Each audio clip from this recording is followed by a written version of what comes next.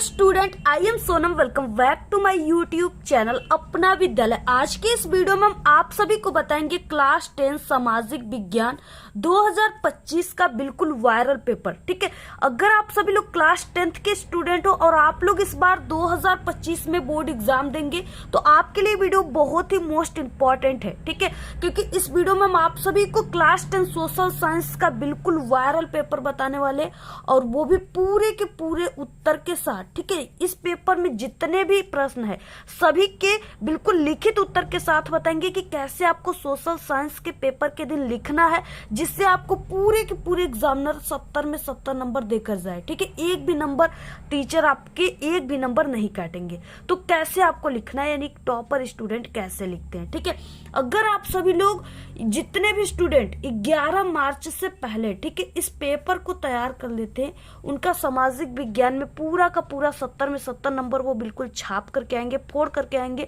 क्योंकि 11 मार्च का जो पेपर आपका आएगा सामाजिक विज्ञान का, बिल्कुल ऐसा ही पेपर आने वाला है। ठीक है, क्योंकि ये जो पेपर है सबसे वायरल पेपर सामाजिक विज्ञान का, क्योंकि इसका जो कोड है ना ये 825 ठीक है EHH है, जो कि सभी जिलों में बिल्कुल यही सेम कोड का पेपर आने वाला है। और अक्सर सभी जिलों में यही कोड का पेपर आता है, इसलिए ये पेपर बहुत ही मोस्ट इम्पॉर्टेंट पेपर है। आप लोग ठीक है इस पूरे पेपर को अगर तैयार कर लेते हो तो आप लोग इस बार सामाजिक विज्ञान में पूरे के पूरे 70 में 70 नंबर बिल्कुल फोड़ करके आओगे, छाप करके आओगे। ठीक है, और यहाँ पे क्या है कि आपके सामाजिक विज्ञान में 10 नंबर का आता है मानचित्र कार्य। ठीक है, यानी मानचित्र भरना। तो यहाँ पे ये मानचित्र है, इसको आपको कैसे भरना है, पेन से या पेंसिल से भरना है, किस तरीके से आपको भरना है कि आपको पूरे के पूरे 10 नंबर मिले, ये सभी चीजें आज के इस वीडियो में हम आपको बताने वाले हैं। ठीक है, पूरे के पूरे लिखित उत्तर के साथ बताएंगे, तो आप लोग इस वीडियो को पूरा का पूरा देखिएगा। ठीक है, बिल्कुल भी स्किप मत कीजिएगा। और सबसे पहले आप लोग इस वीडियो को लाइक कर दीजिए, चैनल पे ना तो सब्सक्राइब कर दीजिए, और आप लोग इस वीडियो को अपने सभी दोस्तों में जरूर शेयर कीजिएगा। ठीक है, सबसे पहले यहाँ पे अनुक्रमांक, यहाँ पे नाम आप सभी को लिखना। बाकी ये 2025 सामाजिक विज्ञान का पेपर है, इसमें आपको 3 घंटे 15 मिनट का समय मिलेंगे, और ये पूर्णांक 70 का रहेगा। ठीक है, और जितने स्टूडेंट 11 मार्च से पहले इस पेपर को तैयार कर लेते हैं, देख लेते हैं, उनका पूरा का पूरा 70 में 70 नंबर आएगा। सबसे पहले कुछ निर्देश दिए, इसको भी पढ़ लेना, आपके लिए बहुत इंपॉर्टेंट है। आपको सभी प्रश्न करना है। 15 मिनट जो ये समय मिला है ना इस पूरे पेपर को पढ़ने के लिए मिला है, तो आप लोग 15 मिनट में इस पूरे पेपर को पढ़ेंगे। बाकी इसमें क्या है, 2 खंड है, खंड अ और खंड ब है। इसमें भी आपको 20 ऑब्जेक्टिव क्वेश्चन देखने को मिलेंगे, जिसका आंसर OMR सीट पे देना है, जो कि एक एक नंबर के 20 क्वेश्चन 20 नंबर के। ठीक है, बाकी इसमें क्या है कि आपको ये जो मानचित्र मिलेगा ना, इसको आपको भरने के बाद आपका जो कॉपी रहेगा जिसमें आप लोग इन सभी क्वेश्चन जो आगे आएंगे उनका आंसर लिखोगे। ठीक है, उसमें आपको लास्ट में इस मानचित्र को काफी मजबूती के साथ संलग्न करना है, यानी बांधना है। ठीक है, जिससे ये जो है मानचित्र वाला 10 नंबर का ये टीचर के पास पहुंच सके। ठीक है, एग्जामिनर के पास पहुंच सके और आपको वो नंबर दे पाए। बाकी खंड ब में वर्णनात्मक प्रश्न फर्स्ट और सेकंड रहेंगे, जो कि 50 नंबर के रहेंगे। ठीक है, और इसमें मानचित्र रहेंगे, और जो भी क्वेश्चन रहेगा उसके सामने दिया रहेगा कि इतने नंबर का, उसी हिसाब से आपको आंसर लिखना है। बाकी हम आपको बताएंगे कैसे लिखना है, पूरा लिख करके बताएंगे। ठीक है, खंड अ जिसमें बहुविकल्पी क्वेश्चन है, 20 ऑब्जेक्टिव क्वेश्चन है, MCQ क्वेश्चन। ठीक है, पहला है यहाँ पे, पहला क्वेश्चन क्या है, बहुत ही वायरल है, ये पेपर ही बिल्कुल वायरल है, इसलिए इसमें जितने क्वेश्चन है सभी बिल्कुल वायरल क्वेश्चन है। राष्ट्रवाद का प्रारंभ जिस देश से हुआ है, ठीक है वो है, तो राष्ट्रवाद का प्रारंभ कहाँ से हुआ, 4 ऑप्शन है, जर्मनी, इटली, फ्रांस, ठीक है, और इंग्लैंड। तो देखिए जो यहाँ पे राष्ट्रवाद का प्रारंभ हुआ था वो सर्वप्रथम फ्रांस से हुआ था। ठीक है, ऑप्शन यहाँ पे पहले का सी राइट है। सबसे दूसरा क्वेश्चन, असहयोग आंदोलन का मुख्य कारण क्या था। ठीक है, रोलेक्ट एक्ट, प्रथम विश्व युद्ध, खिलाफत आंदोलन, चौरी चौरा की घटना। ठीक है, तो असहयोग आंदोलन जो था ये गांधी जी के द्वारा चलाया गया था। ठीक है, और ये इसका जो मुख्य कारण था वो रोलेक्ट एक्ट था। ऑप्शन यहाँ पे फर्स्ट राइट है। ठीक है, दूसरे का ए भर देना है। ठीक है, दूसरे का ए।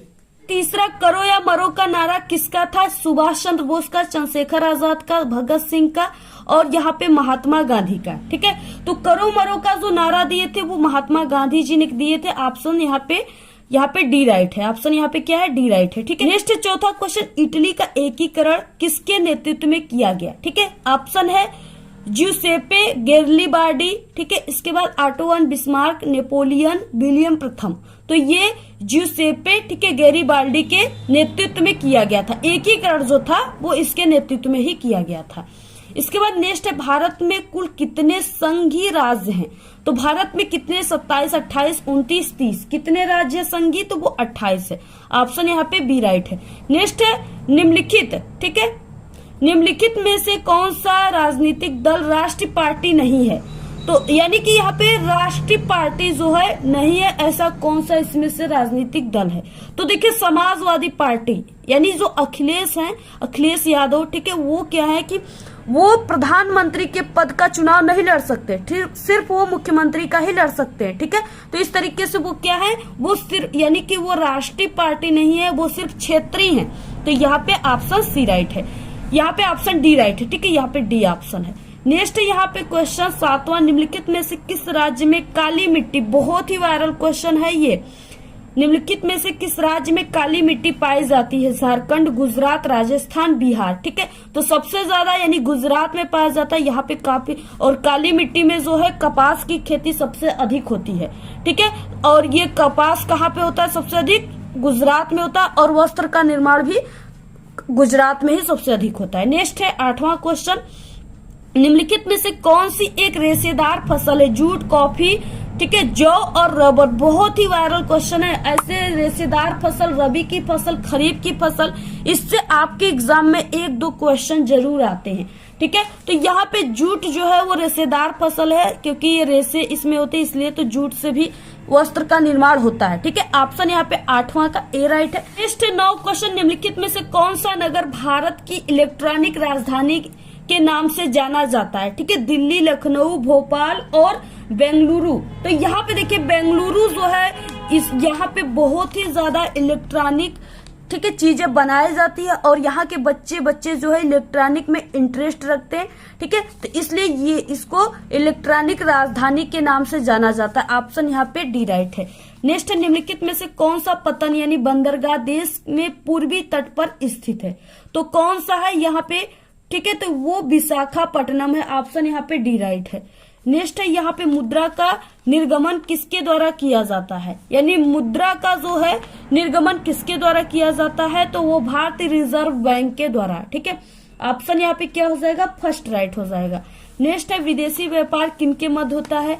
देखिए विदेशी व्यापार, ठीक है, यानी विदेशी व्यापार जो होता है वो एक देश से दूसरे देश में होता है, यानी 2 देशों के मध्य होता है, ठीक है। जैसे भारत और जापान, भारत और अमेरिका, तो ये दोनों क्या है? देश है, ठीक है, ये राज्य नहीं है, इसलिए ये 2 देशों के मध्य होता है। ऑप्शन यहाँ पे ए राइट है। नेक्स्ट 13 क्वेश्चन, अंसर्ट रेनन कौन थे? ठीक है, तो यहाँ पे कौन थे? दार्शनिक थे, कलाकार थे, चित्रकार थे या वस्तुकार थे? ठीक है, तो ये क्या थे? चित्रकार थे। ऑप्शन यहाँ पे सी राइट है। नेक्स्ट है गिल्डर क्या थे? ठीक है, गिल्डर जो था वो क्या था? तो उत्पादकों का संगठन करता था। ऑप्शन यहाँ पे डी राइट है। नेक्स्ट है वियना की संधि हुई थी, बहुत ही ये भी वायरल क्वेश्चन है। तो यहाँ पे वियना की जो संधि हुई थी वो 1815 ईस्वी में हुई थी। ऑप्शन बी राइट है। निम्नलिखित में से कौन सी जो है व्यापारिक फसल नहीं है?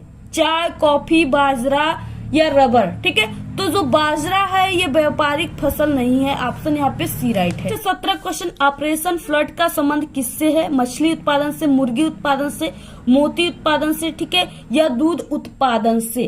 तो यहाँ पे क्या हो जाएगा? यानी कि दूध उत्पादन से। ऑप्शन यहाँ पे डी राइट है। भारत में किस मिट्टी का विस्तार सर्वाधिक क्षेत्रफल में है? काली मिट्टी, जलोढ़ मिट्टी, लेटेराइट मिट्टी और लाल मिट्टी। ठीक है, तो सबसे ज्यादा जो है काली मिट्टी का है। ऑप्शन यहाँ पे ए राइट है। नेक्स्ट है गांधी जी ने असहयोग आंदोलन क्यों वापस ले लिया था? ठीक है, यानी वापस क्यों लिया? अंग्रेजों के डर से, बीमार होने के कारण, कांग्रेस के असहयोग के कारण, ठीक है, या यहाँ पे चोरी चोरा की घटना के कारण?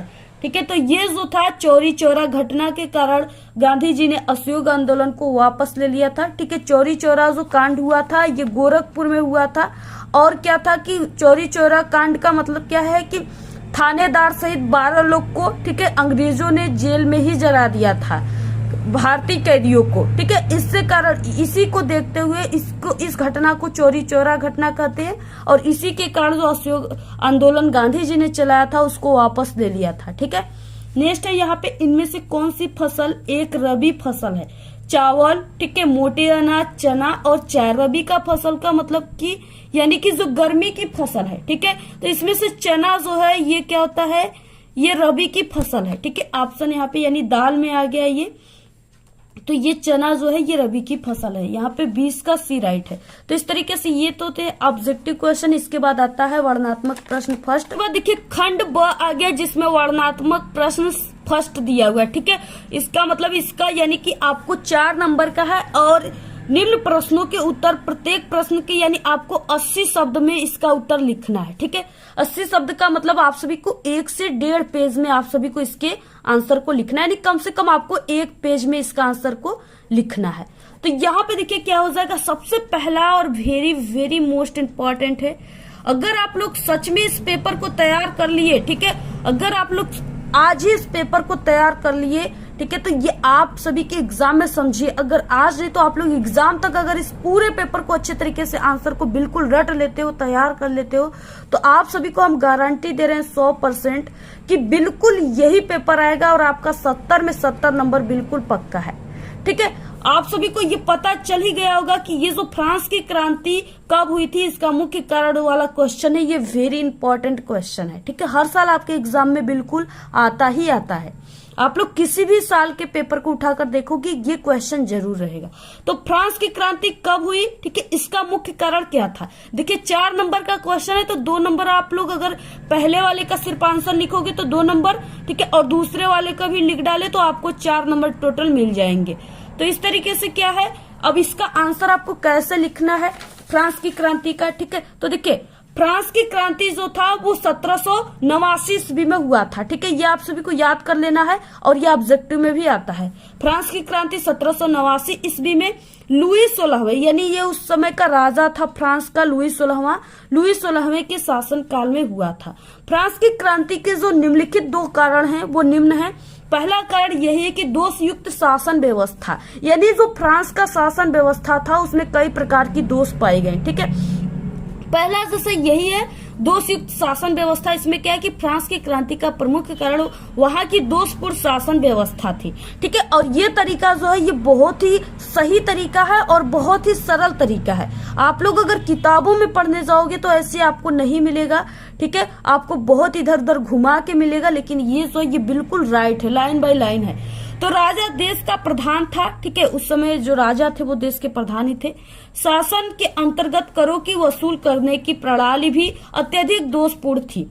यह अधिकार सबसे अधिक बोली देने वाले व्यक्ति को दिया जाता था, जिसने फ्रांस के लोगों में असंतोष की भावना को प्रबल कर दिया। यानी जो फ्रांस का राजा लुई 16वां था वो क्या करता था कि पहले तो वो और उसकी पत्नी मिलकर के देश को पूरा लूट लिया, ठीक है। उन्होंने अपने अच्छे अच्छे कपड़े पहने, अच्छे अच्छे खाना खाए, ठीक है, अपने घर मकान सब चीज अपने लिए कर लिया पूरे, यानी कि जितने भी पैसे थे राज्य के पूरे अपने उन्होंने लेकर के सब चीज अपने लिए कर लिया, बाकी फ्रांस की जनता के लिए वो कुछ नहीं किया। बाद में जब लोग कहने लगे कि देश को चलाने के लिए, फ्रांस को चलाने के लिए, ठीक है, यानी और भी अर्थव्यवस्था की जरूरत है और भी पैसों की जरूरत है, तो उसके पास पैसे बचे ही नहीं थे, क्योंकि वो और उसकी पत्नी काफी महंगे महंगे चीजें खाते थे, पाव रोटी वगैरह, ठीक है, जो भी चीजें है, डबल रोटी वगैरह, तो वो सब चीजें खाते थे, जिससे पैसे जो होते थे खत्म हो गए थे। तब फ्रांस का जनता क्या किया कि पैसे खत्म हो गया तो वो फ्रांस में जो मजदूर वर्ग के लोग थे और किसान वर्ग के लोग थे, ठीक है, उस पे वो कर लगाना शुरू कर दिया। वो यानी कि अगर वो 200 रुपए कमा रहे हैं तो उसको 100 रुपया जो है उसको राजा को देना पड़ेगा, ऐसा वाला कर वो लगाना शुरू कर दिया। और सिर्फ गरीबों और किसानों पर ही, बाकी जो अमीर लोग थे उन पे नहीं लगाया, ठीक है, जिससे जो गरीब लोग थे, किसान थे, उनके मन में विद्रोह का भाव उत्पन्न हो गया, असंतोष की भावनाएं उत्पन्न हो गई, जो कि फ्रांस की क्रांति का कारण बन गया, ठीक है। तो ये दोषयुक्त शासन व्यवस्था हो गया। इसके बाद दूसरा है सामाजिक असमानता, ये भी काफी मुख्य कारण है फ्रांस की क्रांति के लिए। फ्रांस की क्रांति का एक महत्वपूर्ण कारण जो था सामाजिक असमानता थी। समाज 2 वर्गों में विभाजित था, ठीक है। प्रथम वर्ग कुलीन था तथा दूसरा यानी द्वितीय वर्ग जो था वो पादरी था, जो कि करों का भुगतान नहीं करते थे। यानी ये जो पादरी वर्ग के लोग थे ये करों का भुगतान नहीं करते थे, ठीक है, सिर्फ गरीबों और मजदूरों से लिया जाता था कर। इससे क्या हुआ, यानी इसमें भी क्या हो गया, असमानता का कारण था। तो यही सब कारण है। आप सभी लोग इसी तरीके से लिखिएगा, आपको पूरे के पूरे नंबर मिल जाएंगे।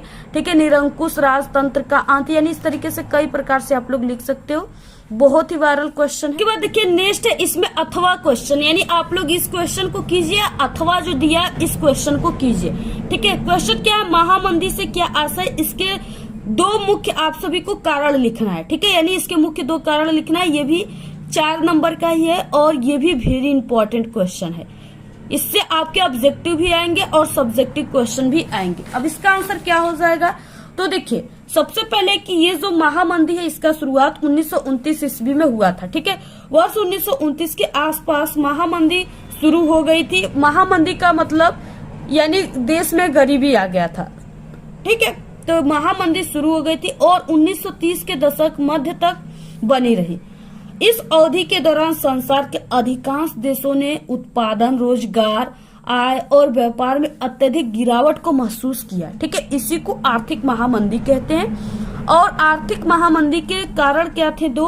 पहला कारण था कि कृषि उत्पादन की अधिकता की समस्या से कृषि उत्पादों का मूल्य कम हो गया। ठीक है, देखिए क्या होता था कि किसान बहुत ही अधिक खेती करने लगे थे और वो कई प्रकार की फसलें बोने लगे थे। ठीक है, लेकिन उनके उत्पादक जो थे, यानी बहुत सारे किसान खेती करते थे, उत्पादक अच्छे होते थे, उत्पादन यानी फसल अच्छे होते थे, लेकिन उसको खरीदने वाले लोग बहुत ही कम रहते थे। ठीक है, जिससे वो यानी किसानों के उत्पादकों का बहुत ही कम मूल्य देते थे। ठीक है, और इस मूल्य से किसानों की जो वो लागत लगाए थे उसका भी भरपाई नहीं हो पाता था, जिससे किसान लोग क्या किए, सोचे कि इसको हम इतने दूर से बाजार में ले जाकर बेचेंगे, जितना हमारा खर्च लगेगा उससे कम दाम में ये सामानें बिकेंगी। ठीक है, ये फसलें बिकेंगी, अनाजें बिकेंगे। तो इससे किसान सोचते थे कि इससे अच्छा कि ये मेरा घर में ही सड़ जाएगा सामान। ठीक है, वो नहीं ले जाते थे और अगर ले भी जाते थे तो उसका दाम बहुत ही कम दिया जाता था, क्योंकि बाहरी जो व्यापारी आते थे अनाज को खरीदने के लिए वो भी देश में आना बंद कर दिए थे। ठीक है, तो बाकी जो अंदर के लोग हैं, देश के अंदर के लोग हैं, वो जब खरीदेंगे सामानों को तो उसका तो कम मूल्य देंगे, क्योंकि देश में सभी जगह जो है खेती हो रही है। ठीक है, तो इसका पहला कारण ये था। दूसरा था कि महामंदी के कारण भारत में आयात और निर्यात का पतन हो गया। वही कारण, यानी कि आयात यानी कोई वस्तुएं जो है सामान भारत में आना बंद हो गया और उसके बाद हमारे भारत से दूसरे देशों में कोई भी अनाज वस्तुएं जाना भी बंद हो गया। इसके कारण भी ठीक है आर्थिक महामंदी का लोगों को सामना करना पड़ा। तो ये 2 कारण है और आपको ऐसे ही हेडिंग डालकर लिखना है। अगर आप लोग इस तरीके से लिखोगे तभी आपको पूरे के पूरे 4 नंबर मिल जाएंगे। इसके बाद देखिए नेक्स्ट है दूसरा क्वेश्चन, लोकतांत्रिक शासन में सरकार को उत्तरदायी होना क्यों आवश्यक है। ठीक है, अथवा है लोकतांत्रिक शासन की किन्हीं 2 चुनौतियों का उल्लेख कीजिए। तो आप सभी को यहाँ पे हम दूसरे वाले क्वेश्चन का जो यहाँ पे क्वेश्चन है उसका आंसर आप सभी को कैसे लिखना है ये बताएंगे सबसे पहले।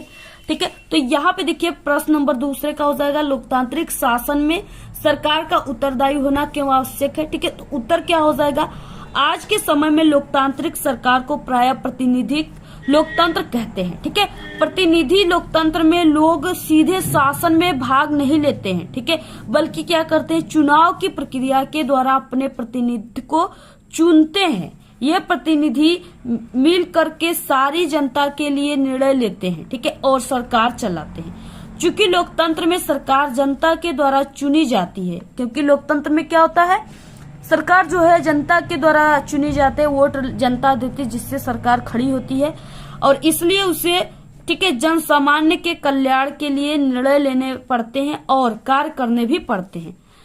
उसे जनता खड़ा करती है सरकार को, इसलिए जो सरकार है उसको जनता के अनुरूप कार्य किया जाता है और उसके जो कल्याण है उसके लिए भी उनके निर्णय लेना पड़ता है उसको। ठीक है, और कार्य करने पड़ते भी है। सरकार को समाज समानता, स्वतंत्रता तथा सामाजिक न्याय के मूल्यों को ध्यान में रखते हुए कार्य करना पड़ता है। ठीक है, तो इस तरीके से आप सभी को पूरा ऐसे ही लिखना है। आपको 4 नंबर बिल्कुल पक्का है। आप लोग इसको कॉपी पर लिखोगे तो ये आप सभी का 1 पेज 1.5 पेज चला जाएगा। ठीक है, और आप सभी का जो है 4 नंबर बिल्कुल पक्का हो जाएगा। नेक्स्ट क्वेश्चन देखिए क्या है, और इसके बाद अथवा वाला क्वेश्चन का आंसर आप सभी को हमारे चैनल पे मिल जाएंगे, ठीक है। प्लेलिस्ट में आप लोग सामाजिक विज्ञान के प्लेलिस्ट में जाइएगा और इसका आपको वीडियो हम कमेंट बॉक्स में, ठीक है, प्लेलिस्ट का लिंक और डिस्क्रिप्शन बॉक्स में भी दे देंगे, वहां से भी आप सभी लोग लिख लीजिएगा। ये वीडियो काफी लंबी हो जाएगी, इसलिए यहाँ पे ये वाले अथवा क्वेश्चन का आंसर हम नहीं बता रहे। नेक्स्ट, अलोक खनिज से आप क्या समझते हैं, ठीक है, कोई 2 उदाहरण दीजिए। अथवा है गैर परंपरागत शक्ति के स्रोत से आप क्या समझते हैं, कोई 2 उदाहरण दीजिए। ये क्वेश्चन जो है वेरी इंपॉर्टेंट है, आप लोग किसी भी साल के पेपर को उठाकर देखोगे ये क्वेश्चन जरूर आए रहेंगे, ठीक है। तो आप लोग इस तीसरे का ये वाले क्वेश्चन का आंसर न लिख करके, अगर आपके एग्जाम में ये पेपर आएगा, ठीक है, यही आएगा बिल्कुल, तो आप लोग इसी वाले क्वेश्चन को, अथवा वाले क्वेश्चन को हल कीजिएगा, आपको पूरे के पूरे नंबर जो है मिल जाएंगे, ठीक है। तो इसका आंसर देखिए क्या हो जाएगा, किस तरीके से आप सभी को लिखना है। तो यहाँ पे हो जाएगा, ठीक है, गैर परंपरागत शक्ति के स्रोत से आप क्या समझते हैं, कोई 2 उदाहरण भी आपको देना है।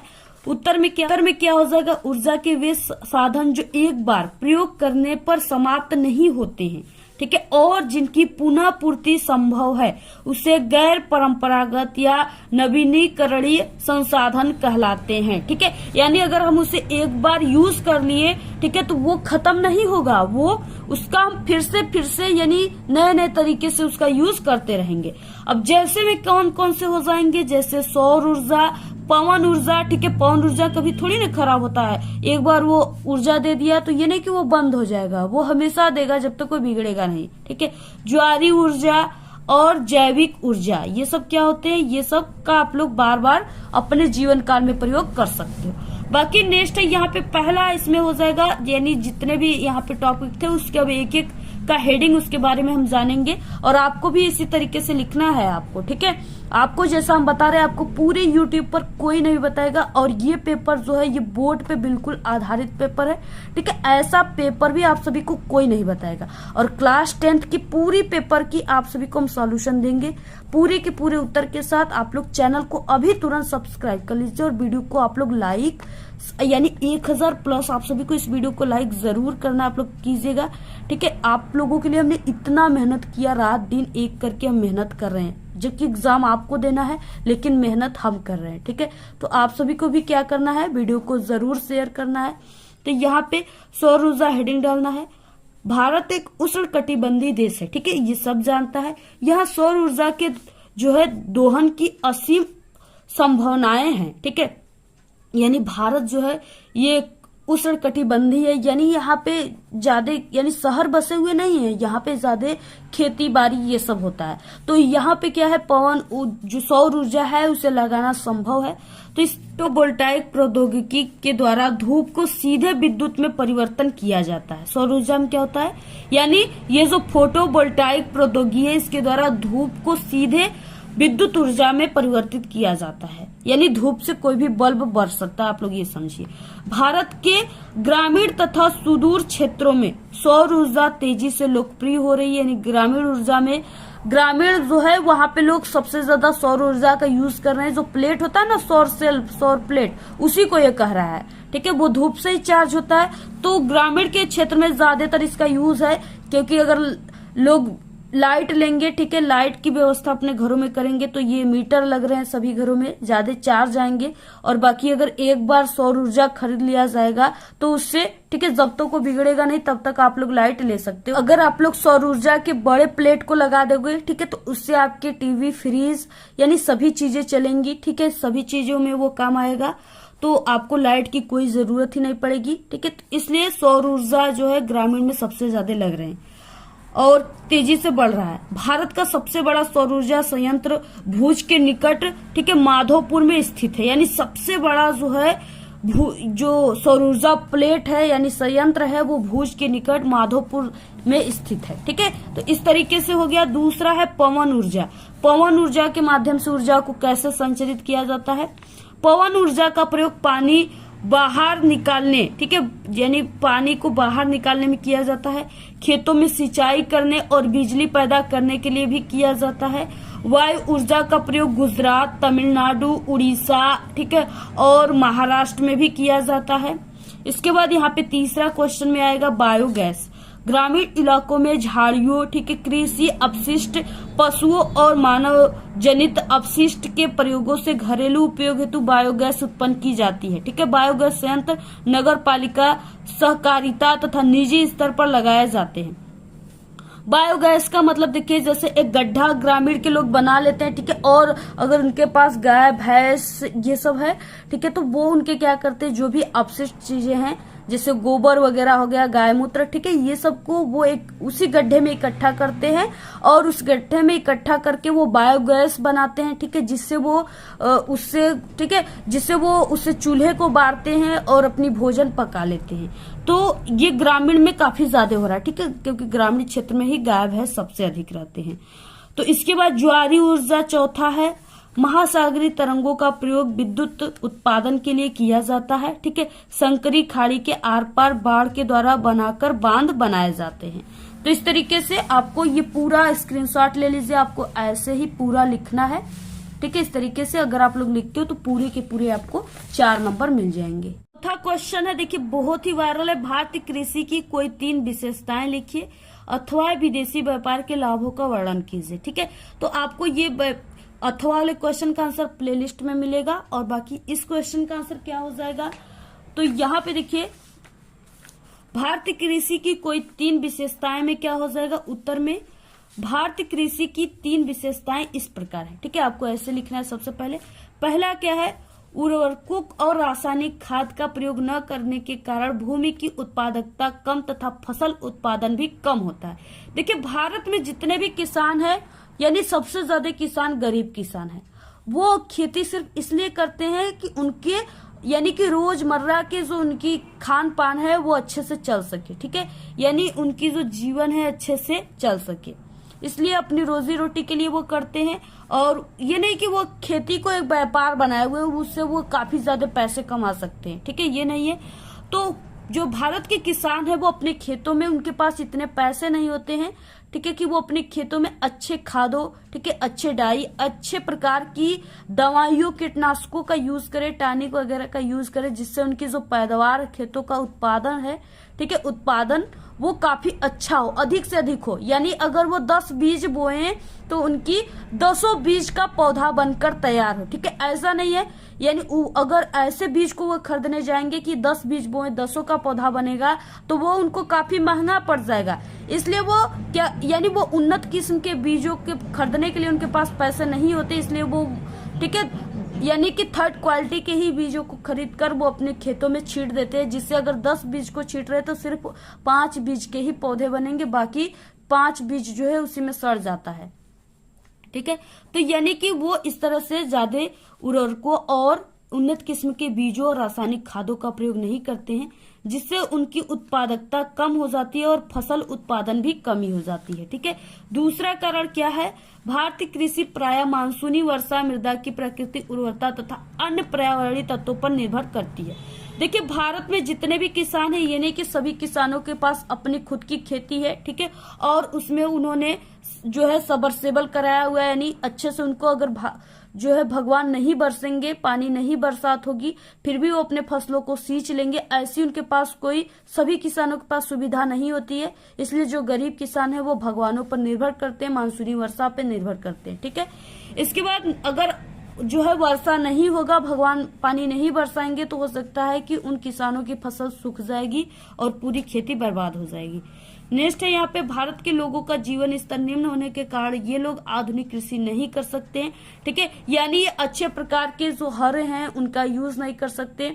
और अभी तक आप लोग देखोगे तो भारत में, ठीक है, कहीं कहीं अभी भी कोल्हू से जो बैल थे, 2 बैलों की जोड़ी, अभी भी कहीं कहीं उनसे खेती होती है। ठीक है, और जो अच्छे किसान हैं, अमीर किसान है, वही अपने खेतों को ट्रैक्टर से जुतवाते हैं और खेतों को भी कई प्रकार से उसको जुताई किया जाता है, जिससे फसल अच्छे से होंगे। लेकिन किसान सिर्फ एक बार ही जुतवा करके उसमें जो है, ठीक है, बीजों को छींट देते हैं, जिससे उनकी बीजें अच्छे से नहीं जम पाती हैं। ठीक है, तो इस तरीके से इनके कृषि उपकरण भी पुरानी प्रकृति के होते हैं, यानी अभी भी ये पुराने कृषि उपकरणों से ही खेती करते, अच्छे इनको खरीदने के लिए पैसे नहीं है। ये लोग धन कमाने के लिए कृषि नहीं करते, बल्कि अपने और अपने परिवार की उदारपूर्ति के लिए कृषि करते हैं। तो इस तरीके से आपको लिखना है, बहुत ही वायरल क्वेश्चन है, ऐसे ही आपको पूरा लिखना है, 4 नंबर आपका पक्का हो जाएगा। इसके बाद देखिए वर्णनात्मक प्रश्न सेकेंड आ गया। निम्नलिखित प्रश्नों का उत्तर आप सभी को लगभग 150 शब्दों में देना है, ठीक है। यानी आप सभी को कम से कम 2 पेज और अधिक से अधिक आपको, ठीक है, 2.5 पेज में क्या करना है, देना है इसका आंसर, तभी आपको जो है 6 नंबर का क्वेश्चन है, 6 नंबर पूरे के पूरे मिलेंगे। इसमें पहला यानी 5वां क्वेश्चन है, विश्व की अर्थव्यवस्था के विकास में तकनीकी का क्या योगदान है। उदाहरण सहित आप सभी को लिखना है, बहुत ही वायरल क्वेश्चन है। अथवा है 19वीं शताब्दी में अंतर्राष्ट्रीय अर्थशास्त्रियों के द्वारा बताए गए 3 प्रकारों के प्रभावों की व्याख्या कीजिए, ठीक है। तो पहले हम आपको इस क्वेश्चन का आंसर बताते हैं, आपको कैसे एग्जाम में लिखना है। तो यहाँ पे इसका उत्तर हो जाएगा, विश्व अर्थव्यवस्था से प्राय विश्व के संपूर्ण देशों की अर्थव्यवस्था पर आधारित अर्थव्यवस्था का बोध होता है, ठीक है। इस प्रकार वैश्विक अर्थव्यवस्था को विश्व समाज की अर्थव्यवस्था कह सकते हैं, जबकि राष्ट्रीय अर्थव्यवस्थाएं स्थानीय अर्थव्यवस्थाएं कहलाएंगी, ठीक है। उसके बाद द्वितीय विश्व युद्ध के बाद के काल में पुनर्निर्माण का कार्य 2 बड़े प्रभावों के साथ आगे बढ़ा। पश्चिमी विश्व में अमेरिका आर्थिक, राजनीतिक और सैनिक दृष्टि से, ठीक है, एक बलशाली ताकत बन चुका था। जिस समय पूंजीवादी विश्व महामंदी से, ठीक है, जूझ रही थी, उसी दौरान सोवियत संघ के लोगों ने अपने देशों को एक पिछड़े खेतीहर देश की जगह एक विश्व शक्ति की हैसियत से ला खड़ा किया था, ठीक है। विश्व बैंक और IMF ने 1947 में औपचारिक रूप से काम शुरू किया। पश्चिमी औद्योगिक राष्ट्रों और जापानों के लिए व्यापार तथा आय में वृद्धि के नए युग, ठीक है, एक नए युग जो है उसका सूत्रपात ब्रिटेन वुड्स व्यवस्था के माध्यम से हुआ। ये भी काफी वायरल क्वेश्चन है, ब्रिटेन वुड्स व्यवस्था। 70 के दशक के अंतिम वर्षों से बहुराष्ट्रीय कंपनियों भी एशिया के ऐसे देशों में उत्पादन केंद्रित करने लगी जहां वेतन कम थे। चीन जैसे देशों में वेतन तुलनात्मक रूप से कम थे। फलस्वरूप विश्व बाजारों पर अपना प्रभुत्व कायम करने के प्रतिस्पर्धा कर रही है विदेशी बहुराष्ट्रीय कंपनियों ने वहां जमकर निवेश करना आरंभ कर दिया, ठीक है। रेलवे, भाप के जहाज, टेलीग्राफ, ये सभी तकनीकी बदलाव बहुत महत्वपूर्ण रहे हैं, ठीक है। औपनिवेशीकरण के कारण यातायात और परिवहन साधनों में भारी सुधार किए गए। तेज चलने वाली रेलगाड़ियां बनी, ठीक है, बोगियों का भार कम किया गया और जलपोतों का आकार बढ़ा दिया गया, जिससे किसी भी उत्पाद को खेतों से दूर दूर के बाजारों में कम लागत पर अधिक सरलता से पहुंचाया जा सके। अमेरिका, ऑस्ट्रेलिया, न्यूजीलैंड सब जगहों से जानवरों की बजाय उनका मांस यूरोप में भेजे जाने लगा, ठीक है। इससे न केवल समुद्री यात्रा में आने वाला खर्चा कम हो गया, बल्कि यूरोप में मांस के दाम भी गिर गए। तो इस तरीके से आपको क्या करना है, पूरा ऐसे लिखना। आप लोग पूरा स्क्रीनशॉट ले लीजिए। ये बहुत ही सरल तरीका से हमने आपको आंसर बताया है, ठीक है, और ऐसे ही लिखने पर आपको नंबर मिलेंगे। तो आप लोग पूरा इसका स्क्रीनशॉट ले लीजिए, ऐसे ही आप सभी को पूरा लिखना है। बाकी इस वाले क्वेश्चन का आंसर आपको प्लेलिस्ट में मिल जाएंगे, ठीक है, क्योंकि ये वीडियो काफी लंबी हो जाएगी और हमारे फोन जो है उसमें स्पेस भी नहीं है, इसलिए आपको इसका आंसर प्लेलिस्ट में ही देखना होगा। नेक्स्ट है 6वां क्वेश्चन, भारत में राजनीतिक सत्ता के विकेंद्रीकरण के पीछे बुनियादी सोच क्या थी, इसका स्वरूप क्या था, ठीक है, 6 नंबर का है। अथवा देखिए जो क्वेश्चन है ये वेरी इंपॉर्टेंट है, बहुत बार आपके एग्जाम में आया है, हर साल आता है। संघवाद क्या है, इसकी प्रमुख विशेषताएं बताइए, ठीक है। तो यहाँ पे हम इसी क्वेश्चन का आंसर आप सभी को बताते हैं, कैसे आपको एग्जाम में जो है लिखना है, जिससे आपको पूरे के पूरे नंबर मिल जाएंगे। और आपको क्या करना है, 2 से 2.5 पेज लिखना है, ठीक है, और हो सके तो 3 पेज लिखिएगा, लेकिन कम मत लिखिएगा, नहीं तो 6 नंबर नहीं मिलेंगे। तो सबसे पहला हेडिंग आपको संघवाद लिखना है, ठीक है। संघवाद सरकार का वो स्वरूप है जिसमें देश के भीतर सरकार के कम से कम 2 स्तर मौजूद है, पहला केंद्रीय स्तर पर, दूसरा स्थानीय या राज्य स्तर पे, ठीक है। भारत की स्थिति में संघवाद को स्थानीय, केंद्रीय और राज्य सरकारों के मध्य अधिकारों के विवरण के रूप में परिभाषित किया जा सकता है। संघीय शासन व्यवस्था में एक ही समय में एक से अधिक प्रकार की सरकारों किसी देश में शासन करे, ठीक है, सभी को अपने अधिकार संविधान से मिले हैं। इस व्यवस्था की महत्वपूर्ण विशेषताएं निम्नलिखित है। पहला हेडिंग है, यानी पहला जो विशेषता है वो दोहरी नागरिकता होना, ये आपको हेडिंग डालना है। ठीक है, इसमें क्या हो जाएगा, संघात्मक शासन व्यवस्था। ठीक है, शासन वाले देशों में दोहरी नागरिकता होती है। लोग अपने देश तथा अपने अपने राज्यों के नागरिक होते हैं, केवल भारत में ही इकहरी नागरिकता होती है। ठीक है, दोहरे उद्देश्य प्राप्त होना दूसरा है। संघीय शासन व्यवस्था के दोहरे उद्देश्य है देश की एकता की सुरक्षा करना और उसे बढ़ावा देना तथा इसके साथ ही क्षेत्रीय विविधताओं का पूरा जो है सम्मान करना। ठीक है, तीसरा है यहाँ पे सरकार का एक या अधिक स्तर का होना। यहाँ सरकार 2 या अधिक स्तरों वाली होती है। इसमें एक सरकार पूरे देश के लिए होती है। ठीक है, जिसके पास राष्ट्रीय महत्व के विषय होते हैं, तथा फिर राज्य या प्रांतों के स्तर पर सरकार होती है जो राज्य के कामों का संचालन करती है, यानी जो राज्य का काम है, कार्य, उसका संचालन करती है। चौथा, सरकार का अधिकार क्षेत्र विस्तृत होना। अलग अलग स्तर की सरकारों एक ही नागरिक समूह पर शासन करती है, पर कानून बनाने, कर वसूलने और प्रशासन का उनका अपना अपना अधिकार क्षेत्र होता है। ठीक है, पांचवा, सुरक्षा प्रदान करने में सहायक विभिन्न स्तरों की जो है सरकारों के अधिकार क्षेत्र संविधान में स्पष्ट रूप से वर्णित होते, इसलिए संविधान सरकार में हर स्तर के अस्तित्व और प्राधिकार को गारंटी और सुरक्षा देता है। मौलिक प्रावधानों को दोनों स्तरों की सरकार की सहमति से, ठीक है, बदलना। संविधान के मौलिक प्रावधानों को किसी एक स्तर की सरकार अकेले नहीं बदल सकती है, क्योंकि देखिए जो लिखा गया संविधान में वो एक लोगों से नहीं बदला जा सकता। ठीक है, जो सभी जनता साथ देगी, सभी अधिकारी साथ देंगे, तभी वो बदला जा सकता है। ऐसे बदलाव दोनों स्तर की सरकारों की सहमति से ही हो सकती है। देखिए आप लोग 6 नंबर का है तो सिर्फ 6 ही लिख सकते हो। ठीक है, बाकी यहाँ पे हम आपको 7वां 8वां भी बता देते हैं और 9वां भी बता देते हैं। संविधान को व्याख्या करने का अधिकार। अदालतों को संविधान और विभिन्न स्तर की सरकारों के अधिकारों की व्याख्या करने का अधिकार है। विभिन्न स्तर की सरकारों के बीच अधिकारों के विवाद की स्थिति में सर्वोच्च न्यायालय जो है निर्णायक की भूमिका निभाता है। वित्तीय स्वायत्तता निश्चित करने के लिए, ठीक है, वित्तीय स्वायत्तता निश्चित करने के लिए विभिन्न स्तर की सरकारों के लिए राजस्व के अलग अलग स्रोत निर्धारित हैं। आपातकाल में केंद्र की एकात्मक शक्तियां, यानी आपातकाल पड़ने पर, जरूरी चीजें पड़ने पर, एकाएक कोई चीजें पड़ने पर, ठीक है, केंद्र की एकात्मक शक्तियां का यूज होता है।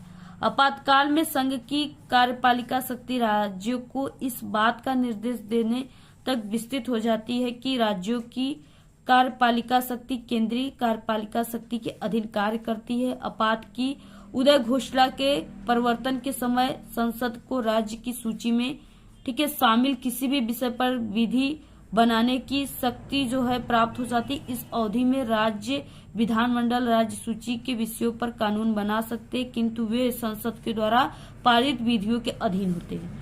ऐसे आपको पूरा लिखना, आप लोग 6 ही लिख सकते हो, आप लोग इसका स्क्रीनशॉट ले लीजिए पूरे का। ठीक है, ऐसे ही आप सभी को क्या करना है, लिखना है। आप लोग पूरा इसका स्क्रीनशॉट ले लीजिए। सबसे पहले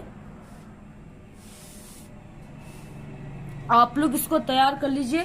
आपके एग्जाम में ये लिखित है मेरा, हम इसी समय आपको कह दे रहे हैं कि ये क्वेश्चन जरूर आएगा आपके एग्जाम में। ठीक है, जब आप लोग एग्जाम देने जाओगे तब आपको पता चलेगा कि ये सभी क्वेश्चन तो पूरे के पूरे हमें याद है। इसका आंसर तो हम लोग पूरा भर भर के पेज लिख डालेंगे। ठीक है, क्योंकि आप लोग हमारा जो वीडियो है अभी से देख रहे हो, ठीक है, अभी से इन सब क्वेश्चनों को जान रहे हो, तैयार कर रहे हो, तो आपका एग्जाम बिल्कुल जो है, ठीक है, जब आपका एग्जाम आएगा, आप लोग पेपर देने जाओगे तो आपको पूरे क्वेश्चन जो है बिल्कुल सरल लगेंगे, क्योंकि आप लोग अभी से ही इसको तैयार कर रहे हो। इसके बाद देखिए नेक्स्ट क्वेश्चन क्या है। और अगर आप सभी लोग का किसी भी सब्जेक्ट की तैयारी अभी तक नहीं हुई है और आप लोग उस सब्जेक्ट में पास होना चाहते हो, ठीक है, तो हमारे चैनल पे क्लास 10th के ऑल सब्जेक्ट में जो है पास होने की ट्रिक है, बिना पढ़े, ठीक है, बिना मेहनत किए, बिना पढ़े, तो आप लोग उन सब ट्रिक को भी देख सकते हो। और सिर्फ आप लोग हमारे ही चैनल का ट्रिक यूज करोगे तभी आप लोग पास हो पाओगे, क्योंकि हमारे चैनल से पढ़ने वाले हर साल जो कमजोर स्टूडेंट है, ठीक है, जो टॉपर है वो तो टॉप कर जाते हैं, जो कमजोर है वो हमारे इसी ट्रिक के माध्यम से ही बोर्ड एग्जाम में बिना पढ़े 80% नंबर, ठीक है, 85% नंबर लाते हैं, सिर्फ हमारे ट्रिक से। बाकी अदर यूट्यूब चैनल के आप लोग ट्रिक को देखोगे तो 100% फेल हो जाओगे, लेकिन जो हम ट्रिक बताते हैं वो बिल्कुल आपको कई साल के एक्सपीरियंस के साथ बताते, ठीक है, बताते हैं। और उसी ट्रिक से आप लोग पास हो गए तो आप लोग हमारे ही सिर्फ ट्रिक को देखिए, बाकी किसी की भी ट्रिक मत देखिए। और आपको इसी वीडियो के लास्ट में 4 प्लेलिस्ट दिखेंगी, ठीक है। उसमें आपको मैथ में जैसे कमजोर हो तो मैथ में पास होने की ट्रिक, इंग्लिश में, सोशल साइंस में कमजोर हो तो सोशल साइंस में पास होने की ट्रिक, हिंदी में पास होने की ट्रिक, सभी सब्जेक्ट में पास होने की ट्रिक है। आप लोग इसी वीडियो के लास्ट में आपको बिल्कुल एकदम प्लेलिस्ट दिखेंगी, वहां से देख लीजिएगा, ठीक है। और आपको कॉपी कैसे लिखना है एग्जाम में, सभी पे वीडियो आ गया चैनल पे, जरूर देख लीजिए आप लोग। नेक्स्ट है परिवहन तथा संचार के। परिवहन का मतलब यानी कि बस, ठीक है, ट्रेन, एरोप्लेन, ये सब परिवहन में आ गई, ठीक है। Bike, 4 wheeler. संचार का मतलब कि आप लोग हमारी जो वीडियो देख रहे हो वो संचार के माध्यम से ही देख रहे हो। इसमें क्या आ गया, स्मार्टफोन, ठीक है, यानी मोबाइल आ गया। के साधन को किसी देश तथा अर्थव्यवस्था की जीवन रेखा क्यों कहा जाता है, ये 6 नंबर का है। अथवा अंतर्राष्ट्रीय व्यापार की बदलती प्रवृत्तियों का आप सभी को उल्लेख करना है। तो सबसे पहला ये क्वेश्चन है और इम्पोर्टेंट यही क्वेश्चन है, इसी को हम आपको सबसे पहले बताते हैं कि उत्तर हो जाएगा वस्तुओं, सेवाओं तथा लोगों को एक स्थान से दूसरे स्थान तक ले जाना ही परिवहन कहलाता है, ठीक है। यानी अगर आप सभी लोग अपने घर से 1 किलोमीटर मार्केट में भी चले गए किसी माध्यम से, ठीक है, तो उसे परिवहन कहा जाता है। यह परिवहन 3 महत्वपूर्ण क्षेत्रों में से किया जाता है, जैसे स्थल, ठीक है, यानी कि सड़कों से, यानी जमीन से, ठीक है, और जल से, ठीक है, जैसे जल वाली जहाज जो होती है ना उसके माध्यम से, और वायु के माध्यम से यानी एरोप्लेन के माध्यम से, हेलीकॉप्टर के माध्यम से, ठीक है। तो संचार, और ये तो थे यहाँ पे परिवहन के बारे में। इसके बाद आ गया संचार के साधन में, वे साधन जिनका प्रयोग एक स्थान से दूसरे स्थान तक संदेश भेजने के लिए किया जाता है। जैसे हम आपको कह रहे हैं कि ये जो पेपर है ये बिल्कुल वायरल पेपर है, और आप लोग, ठीक है, हमारे इस पेपर को देख लीजिए और 70 में 70 नंबर आप सभी का पक्का आएगा, ठीक है। तो आप सभी लोग सच में इसको तैयार कर लिए हमारे संदेश के ही माध्यम से, ठीक है। और ये जो पेपर है आपके पास, ये वायरल पेपर की वीडियो आपको कहाँ मिलेगी, ठीक है, सिर्फ हमारे माध्यम से ही मिलेंगी। हमें ही बोर्ड के द्वारा सूचना दिया जाता है कि ये पेपर आएगा आपके एग्जाम में, ठीक है। तो हमारे चैनल के माध्यम से सिर्फ मिलेगी। तो आपको ये कैसे पता चला, ये हमारे स्मार्टफोन के माध्यम से पता चला, ठीक है। तो ये संचार के माध्यम से पता चला, तो वही है संचार, ठीक है। भेजने में ये दोनों ही किसी देश की जीवन रेखा कहे जाते हैं, क्योंकि आज भारत अपने विशाल आकार, विभिन्नताओं, भाषाओं, ठीक है, तथा सामाजिक और सांस्कृतिक बहुलताओं के बावजूद संसार के सभी क्षेत्रों में जुड़ा हुआ है। रेल, वायु एवं जल परिवहन, समाचार पत्र, रेडियो, दूरदर्शन, ठीक है। पहले लोग क्या करते थे, पहले रेडियो ही सब चीज होता था। पहले के दादाजी लोग रेडियो बैठकर दिन भर, ठीक है, समाचार को सुनते थे। दूरदर्शन, सिनेमा तथा इंटरनेट आदि इसके सामाजिक आर्थिक विकास के में अनेक प्रकार के सहायक हैं। स्थानीय से लेकर के अंतर्राष्ट्रीय स्तरीय व्यापार ने अर्थव्यवस्था को जीवन शक्ति दी है। इससे हमारे जीवन को समृद्ध किया है तथा आरामदायक जीवन के लिए सुविधाओं और साधनों में विकास किया है, ठीक है। आधुनिक संचार तथा परिवहन के साधन हमारे देश और इसकी आधुनिक अर्थव्यवस्था को संचालित करते, इसलिए जो है सघन व सक्षम परिवहन का जाल तथा संचार के साधन आज विश्व राष्ट्र व के लिए सभी क्या है, एक है, ठीक है। पिछले 15 वर्षों में अंतर्राष्ट्रीय व्यापार के बदलते प्रवृत्तियों का उल्लेख कीजिए। तो इस तरीके से आप सभी को क्या करना है, यानी ये पूरा इसका आंसर है, इस तरीके से ये क्या है, इसका पूरा आंसर है, ठीक है। यहाँ तक आप सभी को क्या करना है, परिवहन का आंसर सिर्फ यहाँ तक लिखना है। बाकी ये जो क्वेश्चन है ये अथवा वाला क्वेश्चन है, तो आप लोग इसका भी स्क्रीनशॉट ले लीजिए, आप लोग खुद से इसको तैयार कर लीजिएगा, ठीक है। हम भी काफी थक चुके हैं, आप लोग इसका स्क्रीनशॉट लेकर तैयार कर लीजिएगा। सभी क्वेश्चन का आप लोग स्क्रीनशॉट ले लीजिए इसको, और आप लोग कॉपी पर लिखकर इसको रिवीजन कीजिए डेली। तो देखिए क्वेश्चन 6 नंबर का है, सभी क्वेश्चन 6 नंबर के ही है। इसमें 8वां क्वेश्चन है, मृदा अपरदन से आप क्या समझते हैं। वेरी इंपॉर्टेंट क्वेश्चन है ये, ठीक है। मृदा अपरदन के उत्तरदायी किन्हीं 3 कारणों का आपको उल्लेख भी करना है। देखिए पहले कि मृदा अपरदन किसे कहते हैं, इसका आंसर क्या हो जाएगा, मृदा अपरदन, ठीक है। उत्तर क्या हो जाएगा, जल, वायु और नदी आदि जैसे प्राकृतिक शक्तियों के द्वारा भूमि की ऊपरी परत के तेजी से कटाव को मृदा अपरदन कहते हैं। इसे मृदा क्षरण भी कहते हैं। ठीक है, जैसे क्या हुआ, जब बाढ़ आता है बारिश के मौसम में, ठीक है, बाढ़ आता है तो बाढ़ अपने साथ कई खेतों से होकर आता है, कई जगह की पानी होता है जल बाढ़ का वो इकट्ठा होता है। ठीक है, और वो पानी धीरे धीरे अपने साथ, ठीक है, बाढ़ के पानी कई खेतों से होकर आता है और वो अपने कई खेत जो है इससे वो होकर जब आता है तो वो अपने साथ खेतों की मिट्टियों और कंकड़ पत्थरों को भी लेकर आता है। ठीक है, और क्या होता है, और जब ये बाढ़ की पानी ऐसे भूमि पर आता है, खेतों से होकर जाती है, तो सभी खेती की मिट्टियां जो ऊपरी परत है उसका, ठीक है, वो उसी बाढ़ के पानी के साथ ही बहकर चला जाता है, और यानी कि ऊपरी परत का उसका क्षरण हो जाता है, कटाव हो जाता है, जिससे उसे मृदा क्षरण या मृदा अपरदन कहते हैं। प्राय मृदा के बनने और अपरदन की क्रिया साथ साथ चलती है। ठीक है, तथा दोनों में संतुलन होता है। प्राकृतिक तथा मानवीय कारकों के द्वारा यह संतुलन बिगड़ जाता है। मानवीय एवं भौतिक कारणों से होने वाली मृदा अपरदन का विवरण इस प्रकार है। देखिए, मृदा अपरदन कैसे कैसे होता है, तो मृदा अपरदन के लिए उत्तरदायी मानवीय कारक जो है वो क्या है। पहला कि खनन कार्य, ठीक है, खनिज पदार्थ निकालने के लिए जो खनन कार्य होता है, जैसे खनिज पदार्थ जमीनों में से निकाले जाते हैं ना, जैसे कोयला हो गया, सोना हो गया, ये सब डायमंड, ये सब क्या होते हैं, तेल वगैरह, ये सब जमीन के अंदर से निकलते हैं। तो उनको निकालने के लिए पृथ्वी को खोदा जाता है।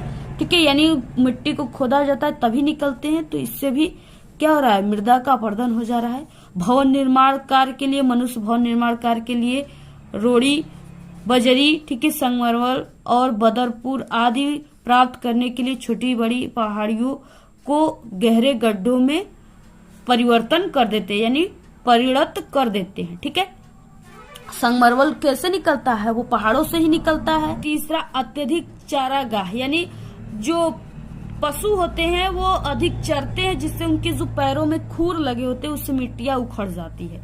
ठीक है, जल के कारण मिट्टियां उखड़ जाती, जिससे उससे भी मृदा क्षरण हो जा रहा है, मृदा अपरदन हो जा रहा है। वनों के कटाव के कारण भी मृदा अपरदन बढ़ जा रहा है, क्योंकि जो वन होते हैं उनकी जड़ें मिट्टियों को बांधे रखते हैं, ठीक है, जकड़े रहते हैं, और अगर वन काट दिए जाएंगे तो बाढ़ के पानी सभी मिट्टियों को बहा ले जाती है। इससे भी क्या होता है, तेजी से मृदा अपरदन बढ़ रहा है। नेक्स्ट है, कृषि के अनुप्रयुक्त तरीकों का प्रयोग करके भी जो है मिट्टियों को यानी मृदा का अपरदन होता है। तो इस तरीके से कृषि के गलत तरीकों से भी मृदा अपरदन होता है। गलत ढंग से हल चलाने, जैसे ढाल पर ऊपर से नीचे की ओर हल चलाने से बहिकाएं बह जाती हैं, जिसके अंदर से बहता पानी आसानी से मृदा का कटाव कर पाता है। ठीक है, मृदा अपरदन के लिए उत्तरदायी जो भौतिक कारक हैं वो है कि ढाल वाली भूमि पर अपरदन, ठीक है, समतल भूमि की अपेक्षा ज्यादा होती है। तीव्र मूसलाधार वर्षा से मृदा अपरदन होता है। ये मृदा की ऊपरी परत को अपने साथ बहा कर ले जाती है। पवनें जब आंधी का रूप ले लेती हैं तो बहुत बड़ी मात्रा में जो है मृदा यानी मिट्टी के जो धूल के कण होते हैं उड़ा करके ले आती है। शुष्क मरुस्थलीय प्रदेशों में मृदा अपरदन का ये एक बड़ा कारण है। शुष्क जो मरुस्थलीय प्रदेश है जहाँ पे वर्षा बहुत ही कम होते हैं, तो उसमें क्या होता है, जब हवा चलता है तो उसकी पूरी मिट्टियां सूखी होती हैं, वो अपने साथ हवा उसको उड़ाकर एक स्थान से दूसरे स्थान तक ले जाता है। ठीक है, तो ऐसे आप सभी को पूरा लिखना है। आप लोग इसका स्क्रीनशॉट ले लीजिए, बहुत इंपॉर्टेंट है, हर साल आपके एग्जाम में आता है ये। आप लोग पूरा इसका स्क्रीनशॉट ले लीजिए, आप लोग इसको बिल्कुल तैयार कर लीजिए। अथवा क्वेश्चन, भारत में उपभोक्ता आंदोलन का आरंभ करने के लिए उत्तरदायी कारणों का आपको, ठीक है, वर्णन करना है। 6 नंबर का है, तो इस तरीके से इसका आंसर हो जाएगा। आप सभी लोग इसका स्क्रीनशॉट ले लीजिए पूरा और आप लोग इसको तैयार कर लीजिएगा। ठीक है, बाद नेक्स्ट है मानचित्र संबंधित प्रश्न। ठीक है, ये 10 नंबर का आप सभी के एग्जाम में आएगा और इसको हम आपको काफी अच्छे तरीके से बताएंगे कि इसमें आप सभी को, ठीक है, 9 का ए और 9 का बी, यानी 5 क्वेश्चन आपको 9 के ए में दिया हुआ है और 5 क्वेश्चन 9 के बी में दिया हुआ है। तो आप सभी को किस तरीके से जो है इसको लिखना है, कैसे लिखना है, जिससे आपको 10 नंबर पूरे मिलेंगे। और आप लोग देखिए इस वीडियो को अपने सभी दोस्तों में व्हाट्सएप ग्रुप पे, टेलीग्राम ग्रुप पे जरूर शेयर कीजिए, क्योंकि ये पेपर हम आपको बहुत ही मेहनत से बता रहे हैं और ऐसा आपको कोई नहीं बताएगा। ठीक है, पूरे के पूरे आंसर के साथ होता है। और अगर आप लोग इस वीडियो को जरूर शेयर करोगे, अगर 1000 लाइक आया इस वीडियो पे, तो आप सभी को हम क्लास 10th के जितने भी सब्जेक्ट हैं सभी के सॉल्यूशन के साथ जो वायरल है, जो बोर्ड के द्वारा बिल्कुल सूचित किया जा रहा है हम लोगों को कि यही पेपर आएगा, ठीक है। क्योंकि हम बोर्ड एग्जाम की कॉपी पिछले कई सालों से चेक करते हैं और पेपर भी बनाते हैं, ठीक है। और हम ही सिर्फ यूट्यूब पर पेपर बनाते हैं, बाकी कोई भी नहीं बनाता है। तो इस तरीके से आप सभी लोग, ठीक है, लाइक करेंगे तो आपको हर एक सब्जेक्ट का जो है पेपर बहुत ही जल्द मिल जाएंगे। बाकी सब्जेक्ट के पेपर को हमने बना चुका है, प्लेलिस्ट में आप सभी लोग जाकर देख लीजिएगा। और मानचित्र कार्य संबंधित प्रश्न 10 नंबर का आता है। 9 का एक क्वेश्चन है, निम्नलिखित स्थानों को भारत के दिए गए रेखा मानचित्र में, ठीक है, इस चिन्ह के द्वारा आपको नाम सहित दर्शाना है। सही नाम तथा सही अंकन के लिए आपको आधा प्लस आधा 1 नंबर मिलेगा। यानी अगर आप लोग नाम सही लिख दिए तो कॉपी में तो आपको आधा नंबर, अगर आप लोग इस मानचित्र में सही सही दिखा दिए कि हाँ ये चीजें, ये स्थान यहाँ पे है, तो आपको आधा नंबर फिर से मिलेंगे, ठीक है। यानी टोटल आधा प्लस आधा 1 नंबर आपको मिलेंगे एक क्वेश्चन पे। पहला जैसे क्या है, वह स्थान जहां 1927 में भारतीय राष्ट्रीय कांग्रेस का अधिवेशन हुआ था, ठीक है। कहाँ पे हुआ था, अब आपको क्या करना है, सबसे पहले कॉपी में इस तरीके से मानचित्र कार्य लिखना है और यहाँ पे प्रश्नोत्तर संख्या लिखना है। बाकी आपको लाइनिंग वगैरह दे देना है, ठीक है। तो जो यहाँ पे ये कांग्रेस का अधिवेशन वाला आप लोग जरूर क्वेश्चन तैयार कर लीजिएगा, मानचित्र से संबंधित जरूर आपके पेपर में आएगा, ठीक है। तो वह स्थान जहां 1927 में भारतीय राष्ट्रीय कांग्रेस का अधिवेशन हुआ था, कहाँ पे हुआ था, तो वो चेन्नई में हुआ था, ठीक है। मद्रास और चेन्नई, यानी मद्रास के चेन्नई में, जो मद्रास है वो चेन्नई में है, ठीक है। तो इस तरीके से मद्रास में हुआ था। तो आप सभी को कॉपी में मद्रास लिखना है और मानचित्र में भी आपको जो है, पहले आपको मानचित्र में यहाँ पे अनुक्रमांक लिखना है 10 अंकों का अपने से, ठीक है। कक्षा यहाँ पे लिखना है क्लास 10 और पेपर कोड जो है, यानी जो भी आप सभी का पेपर है उसका आप सभी को कोड लिख देना है, ठीक है। तो यहाँ पे पेपर कोड था 824 DG, तो आपको इसको लिख देना है। और इसके बाद देखिए इसमें मद्रास कहाँ पे है, तो जो मद्रास है वो भारत के मानचित्र में सबसे नीचे है, यानी यहाँ पे मद्रास है, ठीक है। तो यहाँ पे आपको इस तरीके से लाइनिंग करके बाहर भी लिख सकते हो, अंदर भी लिख सकते हो, मद्रास चेन्नई। और आपको एग्जाम में यानी कि पेंसिल से लिखना है, ठीक है, पेन से नहीं आपको लिखना है। नेक्स्ट है यहाँ पे वो स्थान जहाँ गांधी जी ने नमक बनाना प्रारंभ किया था। तो नमक बनाना कहाँ से प्रारंभ किए थे गांधी जी, डांडी से, ठीक है, जो कि गुजरात में है। तो आप सभी को कैसे यहाँ पे लिखना है, देखिए ये जो आपको दिख रहा है ये एक डायनासोर का यहाँ पे मुख है, ठीक है, डायनासोर के मुंह की तरह है। और यहाँ पे क्या है, इसी डायनासोर के मुंह में, यानी यहाँ पे अहमदाबाद है और यहाँ पे गुजरात है, और इसी जगह यहाँ पे क्या है, यानी गुजरात में ही यहाँ पे क्या है, डांडी है। तो इस तरीके से यहाँ पे आप सभी को क्या लिखना है, डांडी। नेक्स्ट क्वेश्चन तीसरा, वह स्थान जहाँ सूती मिल श्रमिकों ने सत्याग्रह किया था, कहाँ पे किया था, तो वो अहमदाबाद में, सूती वस्त्र ज्यादा बनता है तो अहमदाबाद में किया था।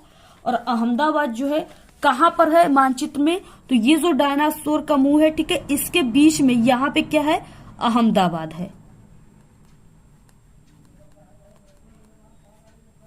तो आप सभी को यहाँ पे लिख देना है, ठीक है, अहमदाबाद।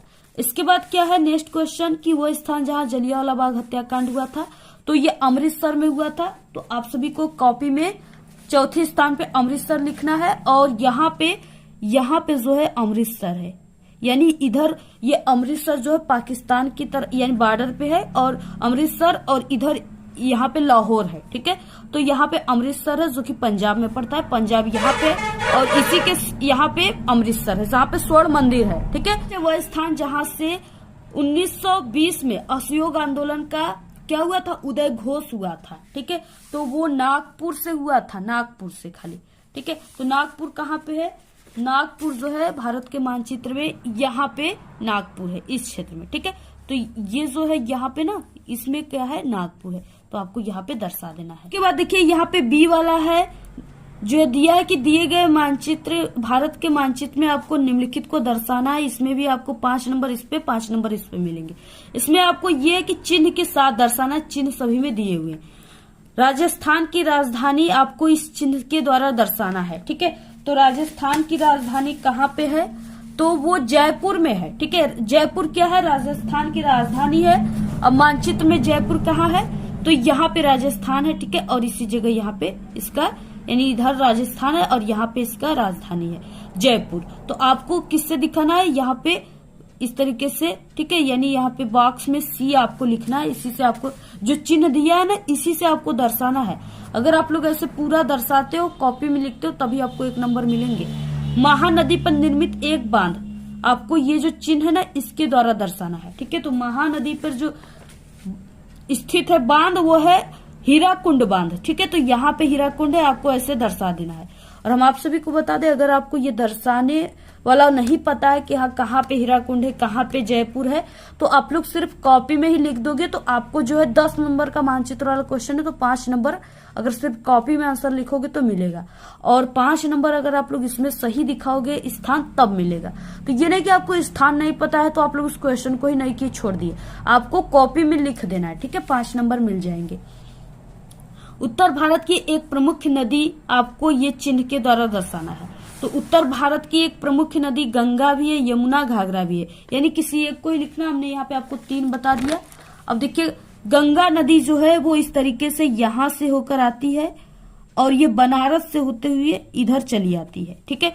तो यानी यहाँ पे बनारस में जो है, जिसको वाराणसी कहा जाता है, वहां पे गंगा नदी है। इसके बाद नेक्स्ट क्वेश्चन में क्या है, भारत के किसी एक परमाणु ऊर्जा केंद्र, आपको ये जो चिन्ह है इसके द्वारा दर्शाना है। वो ये कलपक्कम में है, ठीक है। तो इस चिन्ह के द्वारा आपको कलपक्कम यहाँ पे लिख देना है। तो यहाँ पे तारापुर महाराष्ट्र में भी है और कलपक्कम में भी है, तो आप लोग इस तरीके से कलपक्कम लिखिएगा, एक ही लिखना है। नेक्स्ट है, दक्षिण भारत में कहवा उत्पादक कोई एक राज्य, आपको ये जो चिन्ह है इसके द्वारा दर्शाना है, ठीक है। तो ये कर्नाटक और केरल में है, तो आपको यहाँ पे दर्शाना है कर्नाटक केरल कहाँ पे है। तो यहाँ पे देखिए, ये कर्नाटक जो है यहाँ पे, ठीक है। और आपको ऐसे चिन्ह जो दिया है उसी के माध्यम से यहाँ पे दर्शाकर ऐसे आपको कर्नाटक लिख देना है। तो इस तरीके से आपको यानी 10 क्वेश्चन पूरे दिए हैं, पूरे को आपको ऐसे करना। बाकी ये जो क्वेश्चन है, ये दृष्टिबाधित वाला क्वेश्चन आपको यहाँ से नहीं करना है, सिर्फ आपको ए और बी करना है, ठीक है। ये क्वेश्चन उनको करना है जिनको दिखाई कम देता है, ठीक है। आज के इस वीडियो में सिर्फ इतना ही। आपको ये वीडियो कैसा लगा? अगर वीडियो पसंद आए तो एक बड़ा सा लाइक कर दे, चैनल पे नहीं तो सब्सक्राइब करके बेल आइकन को जरूर प्रेस कर दे। Thanks, all the very best, bye bye.